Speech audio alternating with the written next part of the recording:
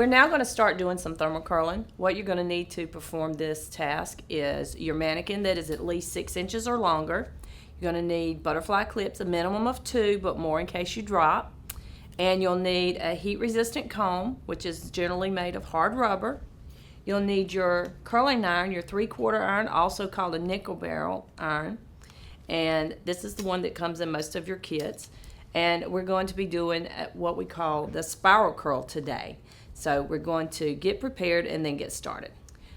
Before you put your curling iron into your mannequin's hair, it's very important that you test it. And you'll also be doing this for state board as well. But you want to do this for your client's safety and yours. Sometimes your curling iron, your temperature may get up too hot. Maybe your curling iron is not functioning properly. So one thing you want to do for the safety of your client is you can use a neck strip, you can use a white towel, you can use a white paper towel, it doesn't matter. But what you're doing is you'll open that shell and close it onto that paper and then release it. And what you're looking for is to see if it scorches in it. Mine doesn't have any scorching on it. So what that tells me is that it's safe that I can put it into the hair without any problems. You definitely want to check it out before you use it, not after you begin. Real quick before we begin, I want to make sure that you know how to use your thermal iron. This is the shell, this is the barrel, and it's controlled by these fingers. 3 fingers on top, 1 finger underneath, and that's how you control the movement. You also need to check to see if yours is on lock or unlock. Now, I like to use mine on unlock so that it rolls really easy. If it's on lock, I have a difficult time rolling it. So for me personally, I like it on unlock. You may find that you like it better the other way. It's certainly up to you, but it does allow better movement if it's on unlock. Also check your heat. If the hair is fine, thin, or highlighted, it's going to need less heat. This hair on this mannequin is the way that it came. It has been processed, so I didn't want to put it on full heat. So we have it on about 360 degrees. And the other thing you want to be careful of is the little stand. You need, when you're not using your iron, you need to have your stand down so it keeps it away from your counter. But when you are using it, you need to have it closed down this way so that it doesn't get tangled up into the hair. I tend to just do mine with 1 finger. That's what works for me. If you need to do it with 2 hands just to be safe, that's certainly fine. We want you to be careful. We don't want you to burn yourself if at all possible. So let's get started. You need to have your mannequin sectioned off from forehead to nape, and she's already prepared. Your mannequin should have at least 6 inches of hair to do a spiral. What's the benefit of a spiral? Spiral, when it's done correctly, has a nice curl pattern from the scalp that goes all the way down, and it has a nice uniform circle, continuous movement going all the way through. Your iron should be held close to the scalp while you're working, but not so close that it creates too much heat and burns the client. The other thing you don't want to do is start in the middle of the hair shaft when you're curling, and you don't want to start out on the very end. That's cheating.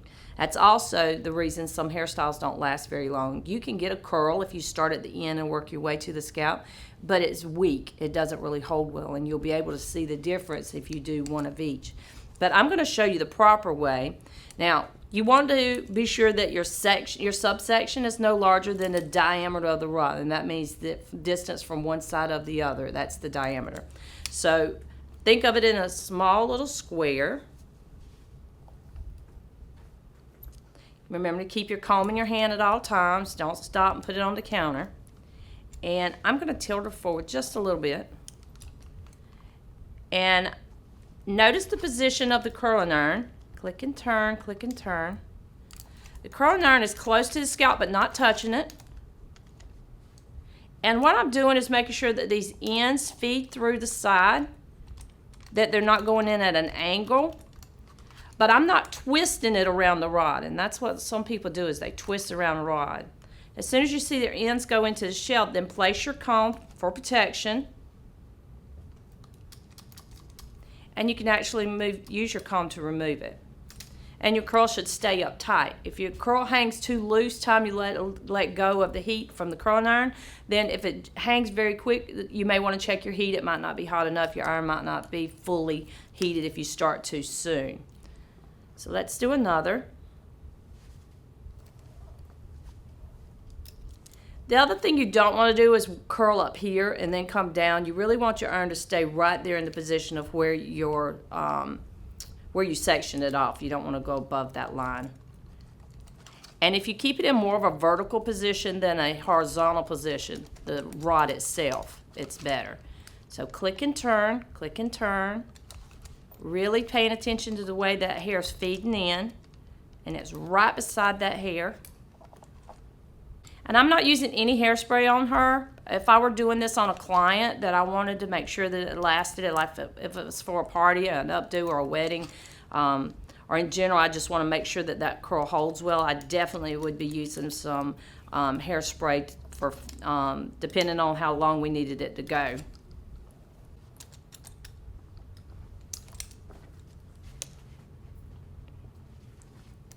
Go all the way across, keeping your subsections no larger than the diameter of the rod.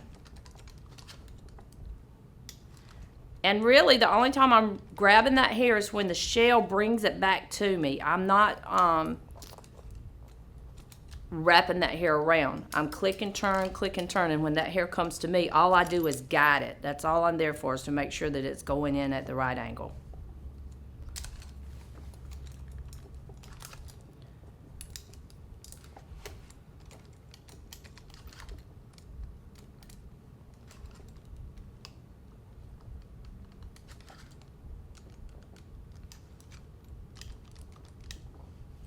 Again, use your comb to protect the scalp. And take down your next section.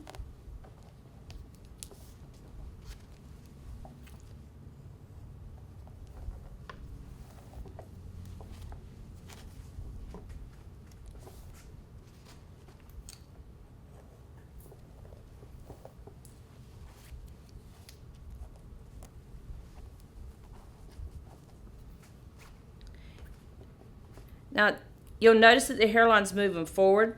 It's best if you don't line all your curls up in a straight row. So the next one I'm going to take is not going to be directly above that one. It's going to be a little bit shifted over. The hairline's going to naturally cause that to happen some. So this would be a section, but you see these two curls? I want to take the hair between them so that my next curl will hang between those two curls, not sitting on top of it. Okay, now we're on our second row. I'm picking my iron back up. Remember, put that stand back down before you begin. Keeping my iron vertical again, going in. And notice I'm working up at the top part of that barrel, not at the bottom or in the center. The further back you go, the more chance there is of it getting tangled. So I want to keep that hair up near the top, but careful not to let it go all the way off of it.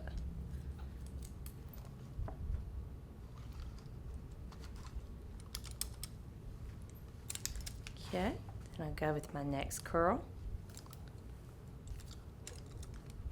Click and turn, click and turn. Only guiding that hair, not twisting it or rolling it around the rod.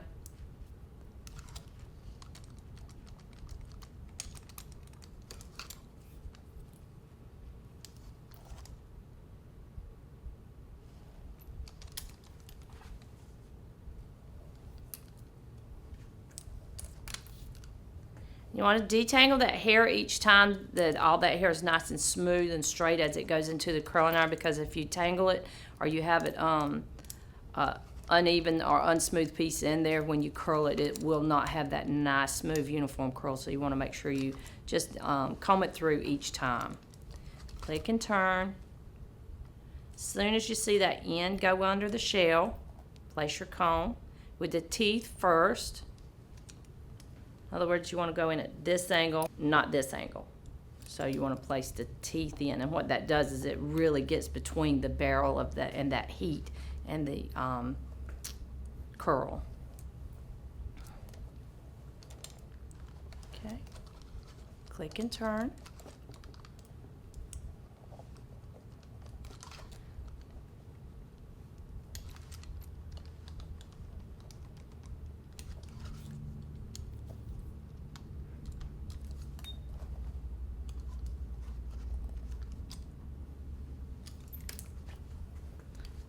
And we're going to continue on through this row of curls.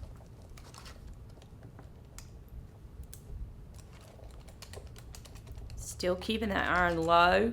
Don't lift it up above the head, and don't start in the center of that hair shaft. Working close to the scalp, but not all the way on it. Making sure that that heat doesn't transfer to the scalp. Remember, if that hair is fine, that heat's going to really get through it quickly, so you won't have to sit there and hold it. I know some people at home with their home irons, they'll sit there and hold it and they'll count to whatever number they've chosen as being the ideal number for their hair. But remember, with professional tools, generally they do get really hot, and if you're using them correctly, it's not going to take you counting to 10 or 15 or 20 for that curl to be done. As hot as it is, it doesn't take but just a couple of seconds and that curl is in there. If you notice, I'm really not standing there holding it, but just a second before I remove it, and that's because the curl's already set. I'm doing my last curl on this side, and again, it's click and turn. Feeding that hair through.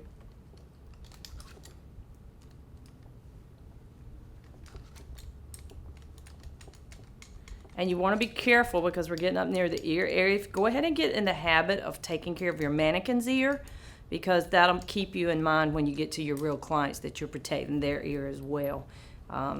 That's one of the areas that gets touched on a little bit, and the client will really feel it near the ear. And sometimes they'll jump, so you have to really be careful. So we're starting to get a nice little look of spiral curls, and notice what happens with spiral curls is as they cool down, sometimes they'll drop, or as they've been sitting there for a long time with a client, they'll during the day they start to drop. So if you don't start with a tight curl at the scalp, once it starts dropping, then you're really going to have a weak curl. But when you curl it nice and tight to the scalp, it allows that little bit of drop in that curl and still have a nice look. So we're going to go on to the third row, and we're going to go ahead and do this and come back and show you the finished product. Again, all the time as you're working your way up the head, be sure to stay within the diameter of the tool that you're using, which is the barrel of your curling iron, and we'll work our way up. So I'll see you in just a little bit. Okay, I've been curling the hair now for about 5 minutes. No, just kidding. It's been 10. Just kidding again. You're probably going to take a good day to get this done, and that's okay. You'd rather be accurate and take small sections and do a really good job. So take your time and do it well. I left out the sides because I wanted to make some points on it for you. When you get to the hairline, it's best if you're turning that hair towards the face, and I'm going to explain why. Because if you take it away from the face, then I'll have a little hump that goes back away from the face, and it won't actually fall into that soft curl pattern. So you want it to move towards the face, not away from the face. So you want to make sure that you're keeping that iron towards the face. Again, be very careful around the ear area. And you'll probably notice that you had some loose ends depending on where you are in your haircuts.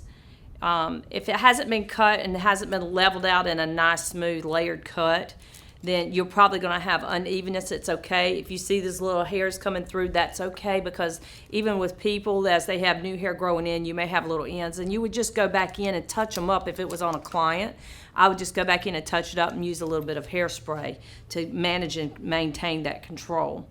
So again, we're at the hairline.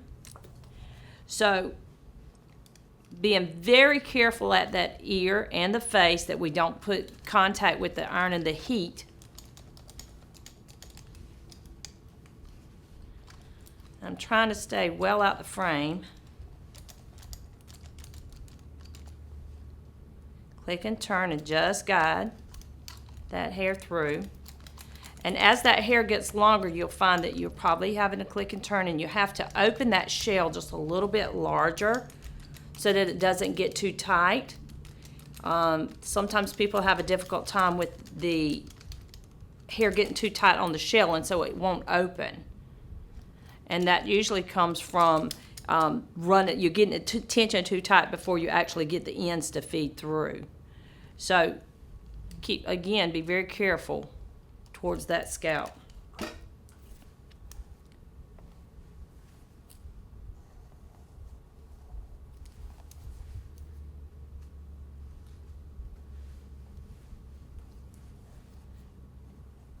And before, when we were talking about click and turn, and I'd like to explain what that means. When you open and close that shell, you'll hear it click. And the turning is where you're moving it.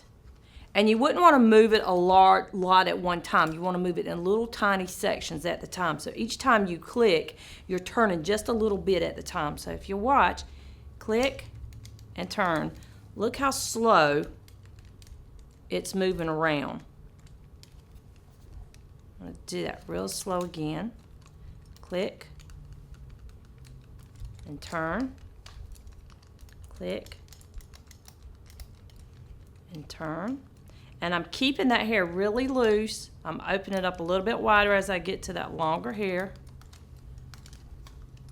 Click and turn. And even when you open that shell wider, you don't want to turn any quicker.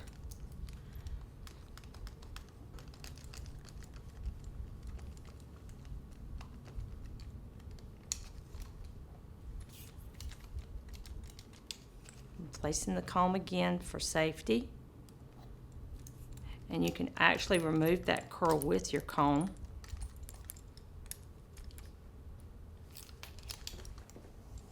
If you're afraid of burning your fingers, that's another alternative to doing it.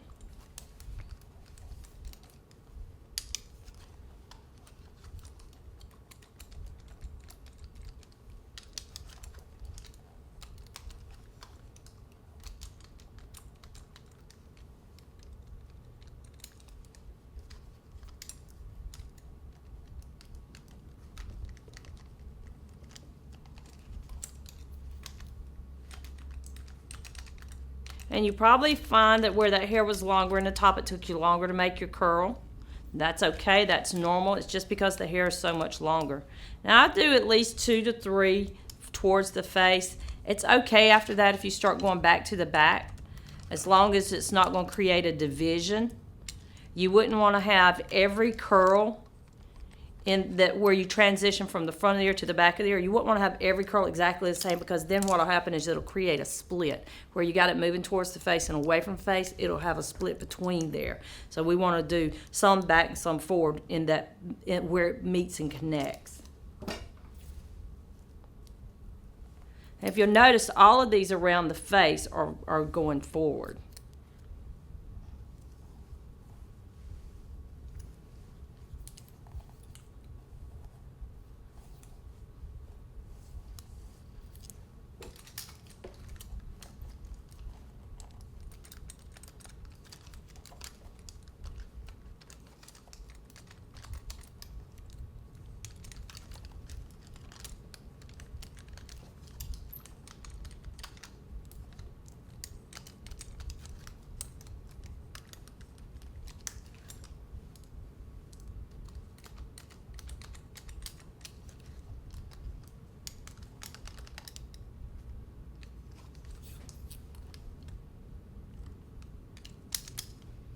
Okay, you want to continue finishing up that side of the head, and we'll come back in just a minute. Okay, so we've completed our spiral curls on our mannequin all the way through now. I chose to give mine a side part.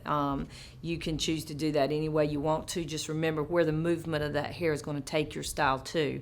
If I was coming away from the face and I tried to pull this back, because I've curled it towards the face, it would be a little bit awkward to make it move in opposite direction. But I wanted it to hang forward, so I made sure I curled it towards the face.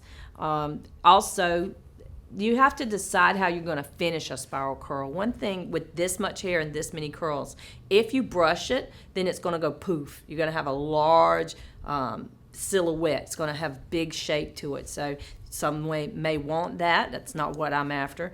Another thing too is that a lot of times they don't brush it out at all, but you may choose to separate the curls. In other words, if you wanted to soften a look, you might choose to take this curl, and what you can do is separate it by hand, and you can pull it so it gives it a little bit more curl look, and it softens it. You just pull it apart and reform that curl and let it hang. Again, pull that part. So it looks like you've actually done more curls, only I accomplished that with one. but and it'll make it larger. This is really good if you've got somebody with medium to fine hair.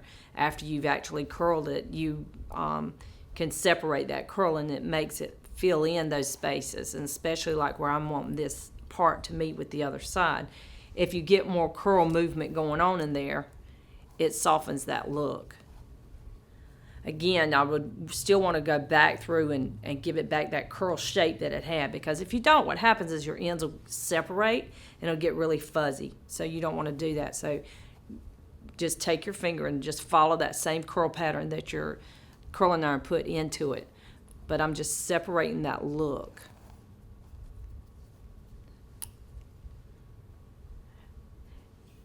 This is also a good style with updos. You'll see it a lot of times. You can take and go in and pull it back up. So I suggest after you've done the whole head of curls, go back in and play with it a little bit. Try a little updo. Try just to see what happens with those curls with what you do with it. Comb one, brush run. Just really get a feel for what you've created into your thermal look. So I hope you enjoy doing your thermal styles, and I hope you have some awesome curls going on. I appreciate your time, and do well.